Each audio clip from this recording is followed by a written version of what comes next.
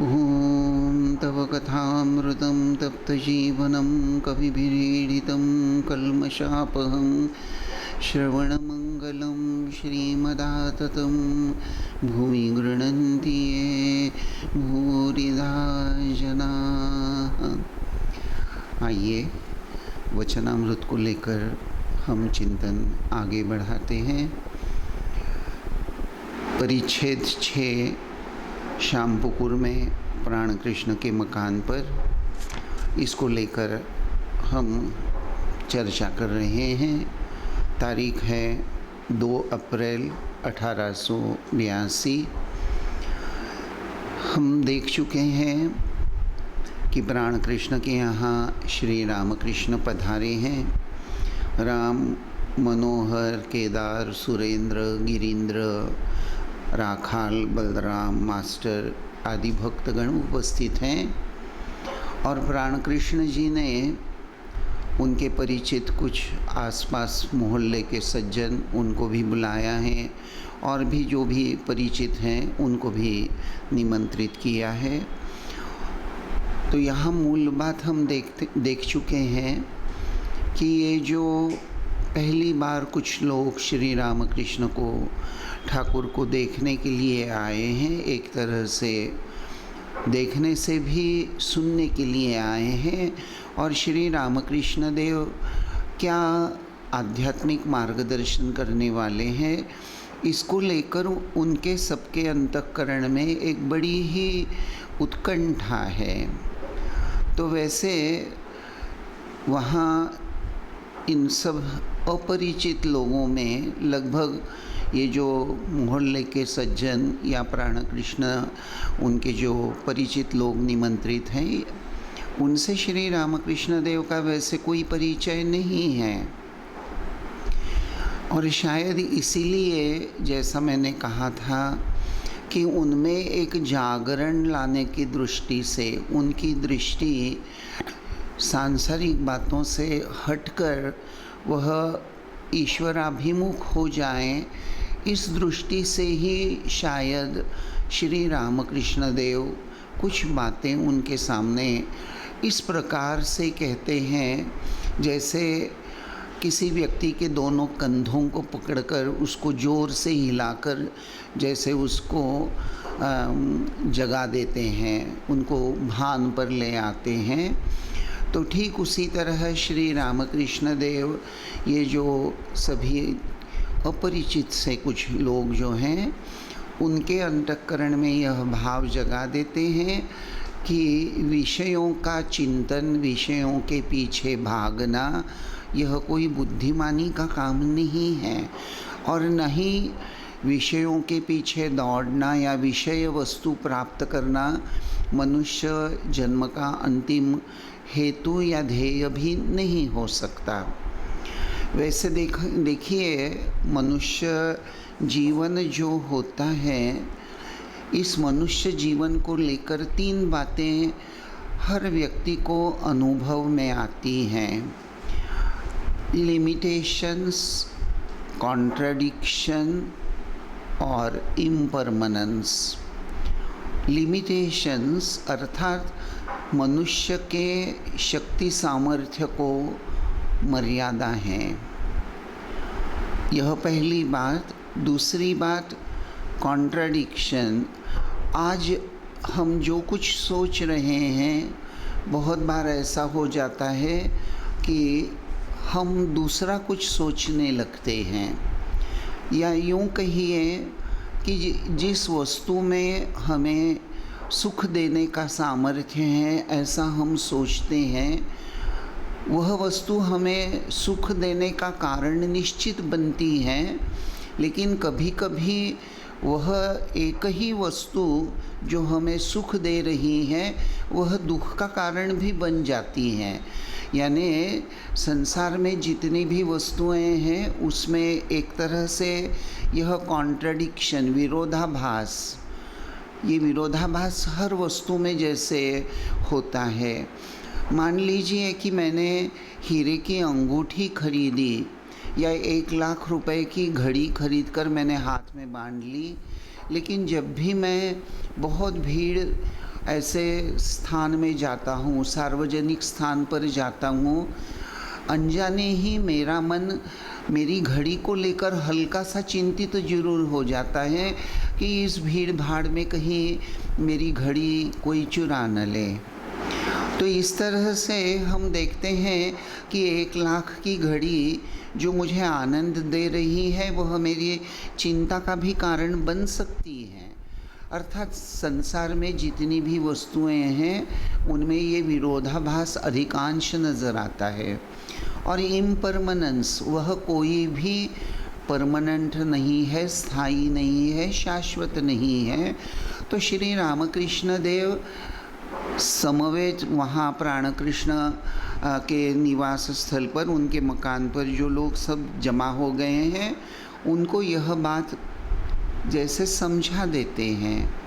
और इसका मूल कारण श्री रामकृष्ण देव स्पष्ट रूप से बोल देते हैं कि मनुष्य के अंतःकरण में ये जो तृष्णा होती है, डिज़ायर्स, एक इच्छा तृप्त हो जाती है तो दूसरी जागृत हो जाती है।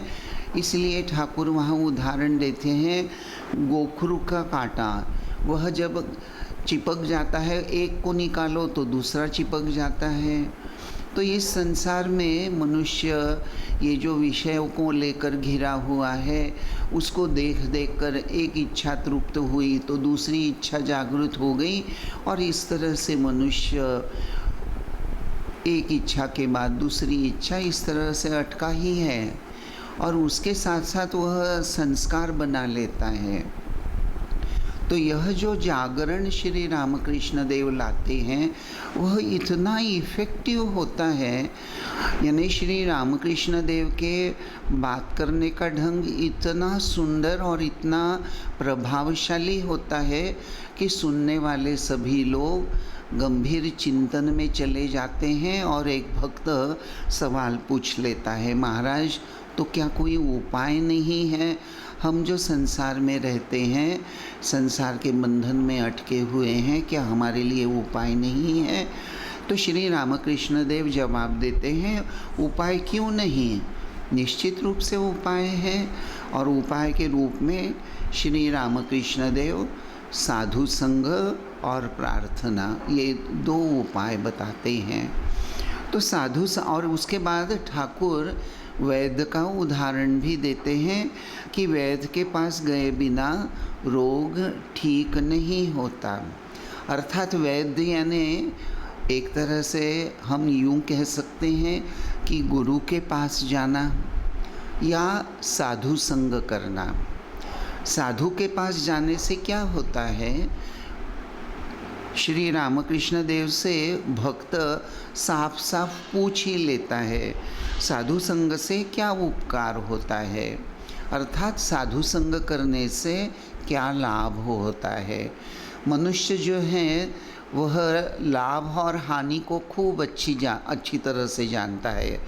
यह प्रॉफिट एंड लॉस की व्याख्या या यह भाव हम लोग भली भांति बहुत अच्छे से समझते हैं, और इसीलिए भक्त पूछ ही लेता है कि महाराज साधु संग से क्या उपकार होता है, what is the benefit of attending साधु संग। तो ठाकुर जवाब देते हैं, ईश्वर पर अनुराग होता है, ईश्वर से प्रेम होता है, व्याकुलता न आने से कुछ भी नहीं होता। साधु संग करते करते ईश्वर के लिए प्राण व्याकुल होते हैं। तो यहाँ श्री रामकृष्ण देव व्याकुलता का एक बड़ा ही सुंदर उदाहरण दे देते हैं कि साधु संग करने का फ़ायदा क्या होता है। साधु के पास जाने से साधु बार बार ईश्वरीय बातें बताता है। साधु के आचरण से, उसके खुद के अनुभव से ईश्वर के अस्तित्व को लेकर साधारण आदमी के मन में जो संदेह होता है वह दूर हो जाता है। ईश्वर के दर्शन हो सकते हैं या नहीं, ईश्वर है या नहीं, यह सब को लेकर जो दुश्चिंता मनुष्य में होती है उस दुश्चिंता से साधु संग मुक्त हो कर देता है। अर्थात जीव के अंतःकरण में मनुष्य जन्म का असली उद्देश्य जो भगवत प्राप्ति है, वह एक तरह से बड़े दृढ़ता के साथ उसके अंतःकरण में जागृत हो जाता है, और उसका परिणाम यह होता है कि उसके प्राण भगवत दर्शन के लिए व्याकुल हो जाते हैं। ये जो व्याकुलता है, यह व्याकुलता एक तरह से यह आध्यात्मिक स्पृहा, इसको ही टेक्निकली बहुत बार आध्यात्मिक स्पृहा कहा जाता है। और यह आध्यात्मिक स्पृहा जो होती हैं, यह ईश्वर के लिए यह जो व्याकुलता है, यह आत्मा की एक अंतरात्मा की प्यास होती है, जिसको हिंदी में या संस्कृत भाषा में एक शब्द है बुभुक्षा। बुभुक्षा यानी प्राप्त करने की। जैसे भूख लगती है जीव को, मनुष्य को जब भूख लगती है, तो जब तक यह भूख यानी खाने का सामान जब तक प्राप्त नहीं होता, तब तक वह जीव चैन से नहीं बैठ सकता। तो ठीक वही बात, ये जो ईश्वर के लिए व्याकुलता है, यह व्याकुलता आध्यात्मिक स्पृहा जो है, ये साधक के जीवन में बड़ी प्रधान भूमिका निभाती हैं। सर्वप्रथम तो आध्यात्मिक स्पृहा साधना के लिए एक प्रेरणा शक्ति के रूप में काम आती है। यह आध्यात्मिक स्पृहा, यह व्याकुलता साधक को प्रेरणा शक्ति प्रदान करती हैं।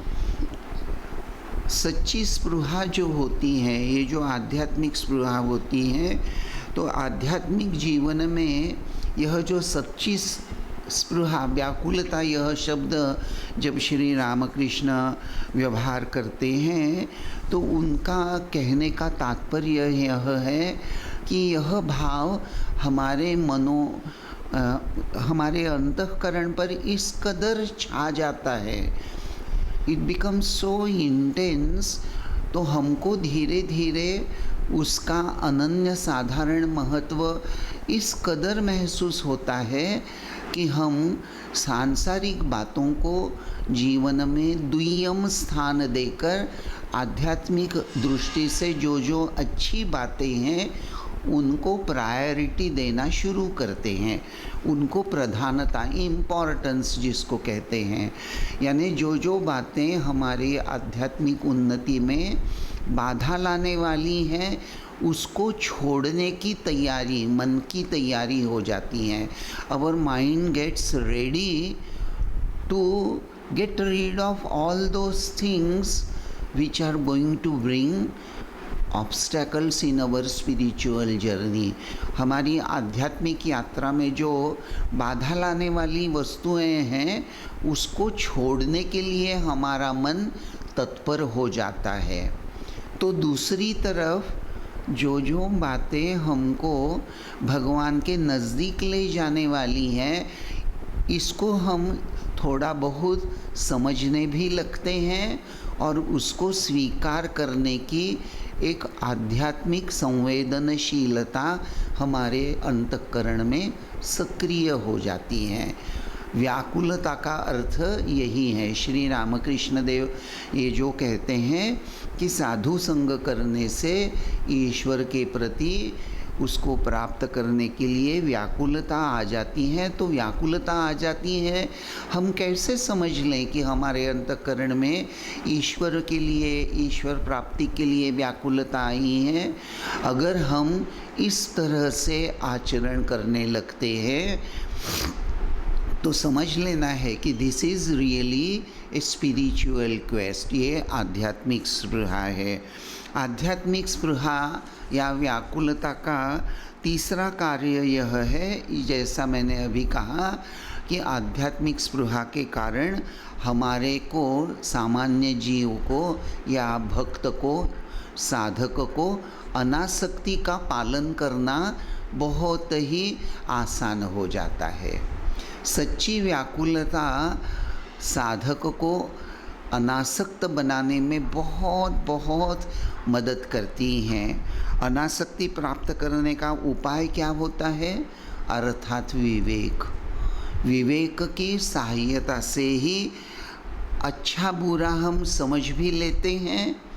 समझ लेकर जो गलत है, जिससे हमारा नुकसान होने वाला है, उसको छोड़ने का हम दिलो जान से प्रयत्न करने लगते हैं, बार बार प्रयत्न करते हैं। प्रथम प्रयत्न में शायद हम सफल नहीं होते, लेकिन हम प्रयत्न छोड़ते नहीं हैं। ये प्रयत्न जो छोड़ते नहीं हैं, यही व्याकुलता का सुपरिणाम होता है। व्याकुलता का सुपरिणाम बार बार प्रयत्न करने की एक जिद हमारे में इतनी सजीव हो जाती हैं, बार बार प्रयास करते हैं, सफल नहीं भी होते तो अंतःकरण में हताशा या निराशा नहीं आती। साधन भजन करने के लिए प्रारंभ में जो अदम्य उत्साह होता है, वह उत्साह बना रहता है, वह उत्साह बना रहता है। और ये व्याकुलता का ही परिणाम होता है कि तीव्र आकांक्षा या यह तीव्र व्याकुलता हमको इस कदर मगन कर देती है। वी इन्वॉल्व, हमारी जो ये इन्वॉल्वमेंट होती है इसमें, साधन भजन में हमारा मन इस कदर आनंद लेने लगता है, रम जाता है, जिसको कहते हैं रमना। तो हमारा मन इस कदर रम जाता है, जिसके फलस्वरूप हमें समय का बोध नहीं रहता। यानी पहले तो ऐसा होता है कि समय कैसे काटें, हमको जब ध्यान जमेगा या नहीं जमेगा, ये सब को लेकर हमारा मन चिंतित रहता है। कभी कभी प्रारंभ में हम साधन भजन के लिए जब ध्यान के लिए बैठते हैं तो 15 मिनट के बाद ही हमारा मन जैसे चंचल होने लगता है। लेकिन जैसे जैसे हमारी ये व्याकुलता और उसके आधार से हम जब ध्यान करने के लिए जब बैठते हैं तो भगवान का नाम लेते लेते उसके प्रति हमारे मन में एक रुचि पैदा हो जाती है। श्रद्धा, विश्वास और रुचि इस कदर हमारे अंतःकरण पर छा जाती हैं और हम साधन भजन में, ईश्वर चिंतन में इस कदर डूब जाते हैं कि कितना समय चला गया जैसे हमको पता ही नहीं चलता। तो तीव्र आकांक्षा यह कभी कभी इस कदर हमको आध्यात्मिक उन्नति में बड़ी ही लाभदायक होती है। और यही बात श्री रामकृष्ण देव यहाँ सरल भाषा में बोलते हैं कि ईश्वर पर अनुराग हो जाता है। ये अनुराग का अंजन, अंजन जानते हैं ना आप? अंजन का अर्थ है काजल। तो आँखों में यह ईश्वर के अनुराग का काजल जब हम साधु संग में लगाते हैं तो हमारे अंतःकरण में एक प्रकार से ज्ञान की ज्योति, हमारे ज्ञान नेत्र खुल जाते हैं। हम जगत की तरफ ज्ञान दृष्टि से देखना प्रारंभ करते हैं और तब हमारे अंतःकरण में यह हमको महसूस होने लगता है कि सब कुछ यह संसार इंक्लूडिंग आवर ओन सेल्फ, मैं खुद, मेरे परिवार के सभी सदस्य, ये संसार सभी कुछ उस भगवान की इच्छा से, प्रेरणा से ही सृष्ट हुआ है और भगवान ही सच्चे सच्चे करता है और भगवान ही उपभोक्ता है, आनंद उपभोग करने वाले हैं। यानी साधु संग का परिणाम क्या होता है? साधु संग करने के पहले जीव के अंतःकरण में या सर्वसाधारण भक्त या साधक के अंतःकरण में अहम कर्ता, अहम भोक्ता की भूमिका रहती है। लेकिन साधु संग का परिणाम यह हो जाता है कि ईश्वर पर अनुराग जागृत हो जाता है। ये अनुराग का अंजन आँखों पर ये साधु ही लगा देते हैं एक तरह से, और आँखें खुल जाती हैं और जगत को हम ईश्वरीय दृष्टि से देखने लगते हैं और अहम कर्ता अहम भोक्ता की भूमिका से बाहर आकर हम ईश्वर ही करता है, मेरे द्वारा जो भी कर्म हो रहा है यह सब कर्म करने की शक्ति जो है यह तो भगवान ही जुटाते हैं, यह मेरी नहीं है, यह भगवान की है। मेरे जो संसार के ये जो सदस्य हैं, ये मेरी माँ है, ये मेरे पिता हैं, ये मेरा घर है, ये मेरे बच्चे हैं, ये जो मेरा मेरा लेकर हम जी रहे हैं ना, यह बोध ही एक तरह से साधु संग के परिणाम से हमारे हृदय से छूट जाता है और मेरा मेरा न कहते हुए हम यह कहने लगते हैं कि मैं भी भगवान का हूँ, मेरे परिवार के सदस्य वे भी भगवान के हैं, ये जो मेरा घर जहाँ मैं निवास करता हूँ ये तो भगवान का है। जैसे किराए का मकान हम इस्तेमाल करते हैं और जब तक वहाँ हम रहते हैं तब किसी को कहते हुए बोलते भी हैं कि ये मेरा मकान है, लेकिन हम अंतःकरण में भली भांति जानते हैं कि इस मकान का मैं मालिक नहीं हूँ, मैं तो सिर्फ किराया देकर यहाँ कुछ काल रुकने वाला हूँ, रहने वाला हूँ। ये जो किराया मैं देता हूँ तो उसी तरह मेरा ये जो देह है, मेरे परिवार के सदस्य हैं, ये कोई भी मेरा नहीं है, ये तो भगवान ने हमको थोड़ी देर के लिए दिया हुआ है और मैं भगवान का हूँ और भगवान मेरे हैं और वे जैसा चला रहे हैं वैसा मैं चल रहा हूँ। मैं तो भगवान के हाथ का एक यंत्र स्वरूप हूँ। इस बोध में प्रस्तुत हो जाना, तो श्री रामकृष्ण देव यही बात हमको कह रहे हैं और इसीलिए ठाकुर यहाँ कहते हैं साधु संग करने पर एक और उपकार होता है, सत और असत का विचार। सत नित्य पदार्थ अर्थात ईश्वर, असत अर्थात अनित्य। असत पथ पर मन जाते ही विचार करना पड़ता है। हाथी जब दूसरों के केले के पेड़ खाने के लिए सूंड बढ़ाता है तो उसी समय महावत उसे अंकुश मारता है। तो ये जो महावत है, तो साधु संग करने का परिणाम नित्य क्या है अनित्य क्या है, जैसा यह हम समझने लगते हैं। जैसा मैंने अभी कहा कि यह संसार मनुष्य के शक्ति को मर्यादा है। संसार में जितनी भी वस्तुएं हैं वहाँ सुख और दुख दोनों विरोधाभासी भाव उसी में बसे हुए रहते हैं और हमारा जीवन ही क्षणभंगुर है, परिवर्तनशील है।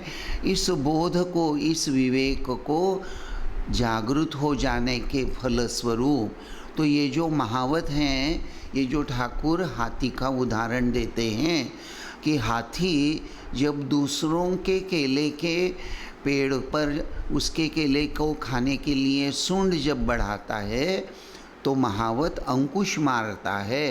अर्थात साधु संग का परिणाम विवेक का जागरण, और ये जो विवेक हैं ये विवेक ही महावत का काम कर रहा है।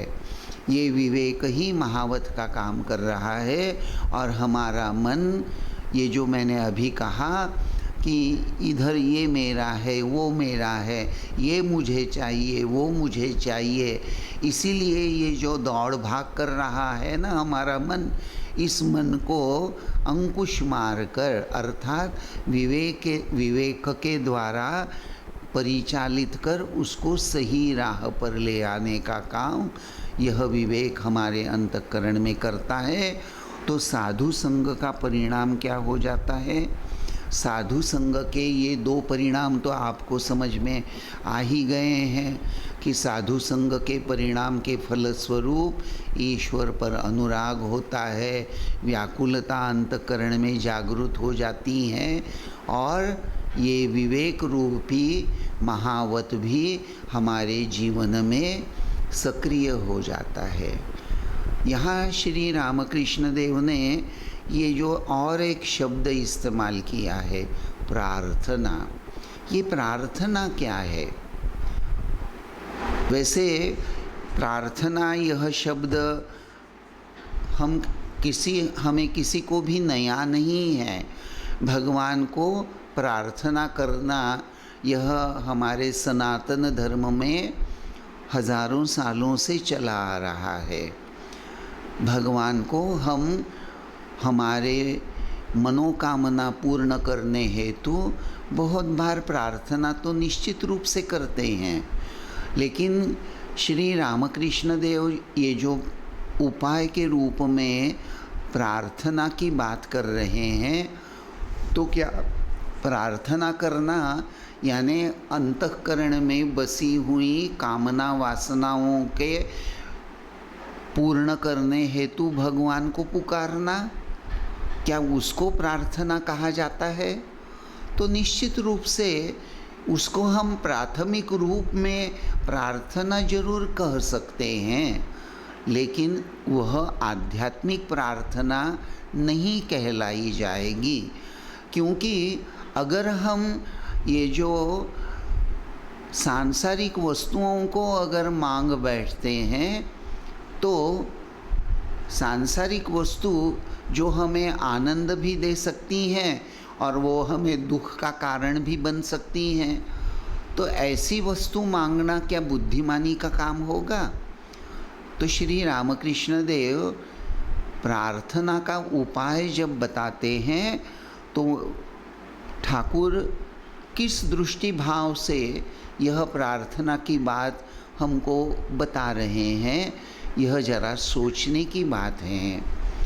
निश्चित रूप से श्री रामकृष्ण देव विषय वासनाओं के पूर्ति हेतु भगवान के सामने गिड़गिड़ाना, भगवान को बार बार अपनी मन की यह कामना वासना तृप्त करने के लिए बोलना, इसको प्रार्थना नहीं कहते।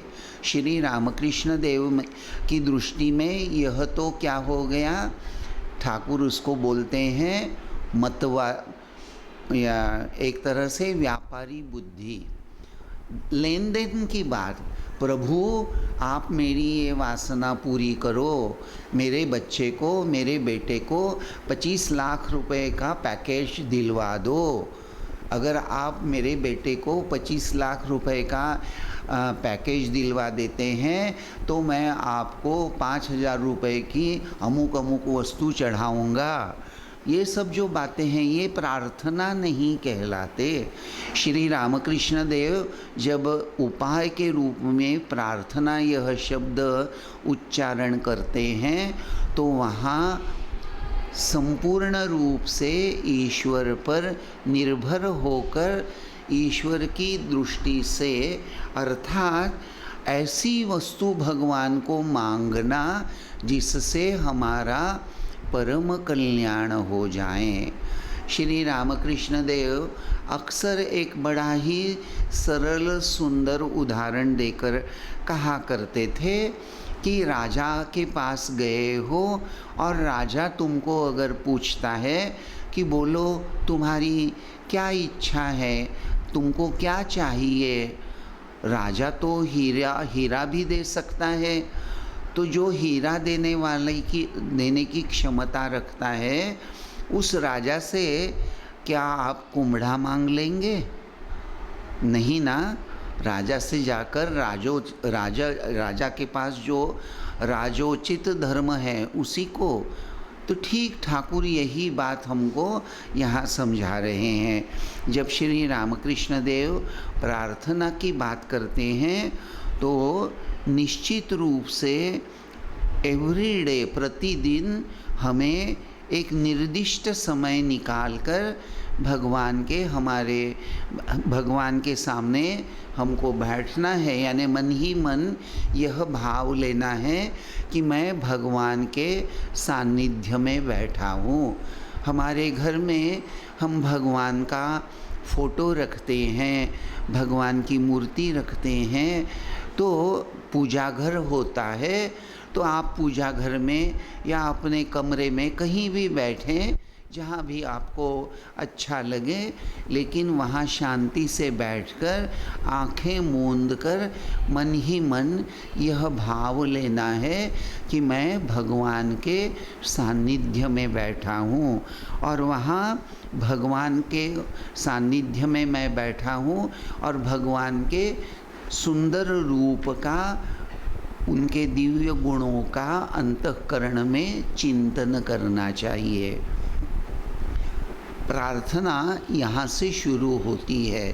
प्रार्थना कैसे की जाती है, प्रार्थना करने का स्टेप वाइज कैसे हम प्रार्थना हमें करनी चाहिए, तो आप अपने घर में इस तरह पूजा घर में या अपने घर में जहाँ थोड़ी शांति हो, एकांत हो, वहाँ बैठकर मन ही मन यह भाव लेना कि मैं भगवान के सानिध्य में बैठा हूँ।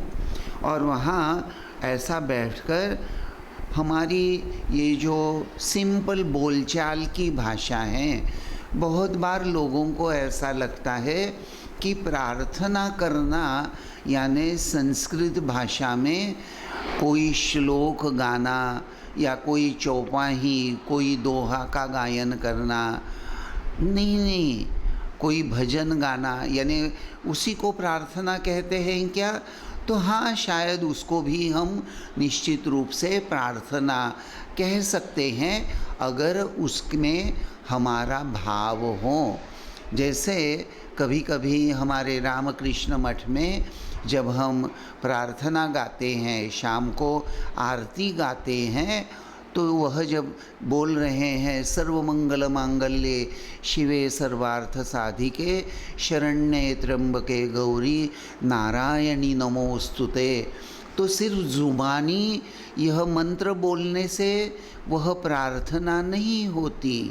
प्रार्थना तब होती है जब हम मन ही मन हम यह भाव लेते हैं कि साक्षात इस विश्व को चलाने वाली वह आद्या शक्ति, वह हमारा मंगल करने वाली हैं। सर्वमंगल मांगल्ये शिवे सर्वार्थ साधिके, वह सारे विश्व का कल्याण करने वाली हैं। उस कल्याणमयी आद्या शक्ति को मेरे परम कल्याण हेतु आते, हे आद्या शक्ति तुम मेरी माँ हो। इस तरह से अगर हम हृदय में एक भाव लेकर जब बैठते हैं, तो तब यह प्रार्थना या यह श्लोक गाने का अर्थ हो जाता है प्रार्थना करना। नहीं तो कोई श्लोक गा लिया और मन ही मन सोचने लगे कि मैंने प्रार्थना कर ली, तो ऐसा नहीं, यह मैकेनिकल भाव नहीं है। प्रार्थना करना यानी ईश्वर के अस्तित्व को मानकर, और ईश्वर मेरा भाव समझते हैं, प्रभु अंतर्यामी हैं, वे मेरा परम कल्याण करेंगे और उनसे मैं परम कल्याण की ही प्रार्थना करूँगा। वह तो उच्च बातें, बहुत सुंदर अच्छी अच्छी बातें, मुझे आध्यात्मिक बातें दे सकते हैं, अर्थात ये विषयों को लेकर मैं भगवान के सामने एक भिखारी की तरह हाथ नहीं फैलाऊंगा। प्रभु मेरे अपने हैं। जैसे देखिए, ठाकुर उदाहरण स्वरूप यह बोला करते थे कि एक लड़का जो होता है, बेटा जो होता है, तो पुत्र का अपने पिता के संपत्ति का वह उत्तराधिकारी तो होता ही है। उसके लिए उसको अलग से कुछ करना नहीं पड़ता। आपके और हमारे अनुभव की यह बात है कि पिता के संपत्ति का पुत्र जो है वह उत्तराधिकारी तो हो ही जाता है। तो ठीक उसी तरह भगवान हमारे माता पिता हैं। त्वमेव माता च पिता त्वमेव। अगर हम भगवान को हमारी माता हमारे पिता मानते हैं तो भगवान की जो संपत्ति है वह संपत्ति का तो मैं उत्तराधिकारी हो ही जाता हूँ। तो यह भाव अर्थात भगवान मेरे अपने हैं, तो उनके संपत्ति का अगर मैं उत्तराधिकारी हूँ तो फिर मैं उनके सामने ये विषयों को लेकर जो क्षणभंगुर हैं और जिनमें विरोधिता हैं, जो मुझे सुख भी दे सकती हैं और वही मुझे दुख का कारण भी बनने वाली है, ऐसी अनित्य वस्तु मैं भगवान से क्यों मांगूं? वे जो असली संपत्ति को लेकर बैठे हैं, भगवान की असली संपत्ति क्या होती है? जैसे श्री रामकृष्ण देव कहा करते थे कि भगवान की असली संपत्ति होती है उनका त्याग वैराग्य, उनके प्रति अपनेपन की भावना। भगवान हम पर प्रेम करते हैं। श्री रामकृष्ण देव एक बड़ा ही व्यावहारिक उदाहरण देते थे। वे कहा करते थे कि मनुष्य अगर 99 अच्छे काम करता है और एक खराब काम करता है तो सर्वसाधारण मनुष्य उस आदमी के 99 अच्छे काम को भूल जाता है और उसने एक जो गलत काम किया है उसी को याद रखता है। लेकिन भगवान ठीक इसके उल्टे विपरीत, अगर इंसान 99 खराब काम करता है और एक अच्छा काम करता है तो भगवान यह एक अच्छा काम ही याद रखता है। एक कहानी बोला करते हैं, ये कहानी कहाँ आई है पता नहीं, एक किंवदंती जैसे कहानी है, परंपरा की कहानी है कि एक बार माँ लक्ष्मी ने भगवान विष्णु से पूछा कि प्रभु आपका महान भक्त कौन है? तो भगवान विष्णु ने माँ लक्ष्मी को कहा कि चलो मैं तुमको मेरा महान भक्त दिखा देता हूँ। और वैकुंठ से भगवान ने पृथ्वी पर उंगली करके एक किसान को दिखा दिया। माँ लक्ष्मी उस किसान की दिनचर्या बड़ी सजग होकर निरीक्षण करने लगी। तो माँ लक्ष्मी ने देखा कि वह जो किसान है सुबह नींद टूटने पर, सुबह उठ जाने पर उसने भगवान का नारायण नारायण करके एक बार स्मरण किया और उसके बाद नहा धोकर फिर वह किसान अपने खेती पर काम करने चला गया। सारा दिन उसने कामकाज किया, शाम को वापस लौट आया। रात को खाना खाकर सोने के पहले फिर एक बार उसने भगवान का स्मरण किया। सिर्फ 2 बार उसने भगवान का स्मरण किया। लक्ष्मी जी बड़ी चकित हो गई। उसने भगवान विष्णु से पूछा, ये कैसा भगत है आपका? तो भगवान विष्णु ने कहा कि देखो लक्ष्मी, मेरे इस भक्त पर, उसके कंधे पर कितनी सारी सांसारिक जिम्मेदारियां हैं, फिर भी नियमित रूप से वह मुझे 2 बार निश्चित याद करता है, इसीलिए वह मेरा बहुत बड़ा अच्छा भक्त है। क्योंकि उसकी इस नियमितता में, रेगुलरिटी, उसमें कोई खंड नहीं है और वह बड़े ही श्रद्धा और भक्ति के साथ मुझे याद करता है। तो देखिए बात यही है, जब हम भगवान को, ठाकुर जब प्रार्थना का उपाय बताते हैं तो प्रार्थना कैसी करनी चाहिए, तो आंतरिकता के साथ प्रभु को, भगवान को प्रार्थना करनी चाहिए। यह प्रार्थना का स्वरूप क्या है, इसको लेकर हम आगे के प्रवचन में देखेंगे। आज बस यहीं तक। ओम शांति शांति शांति। हरि ओम तत्सत। श्री राम कृष्णार्पणमस्तु। मैं बारंबार नमस्कार कर रहा हूँ। हे जगन्नाथ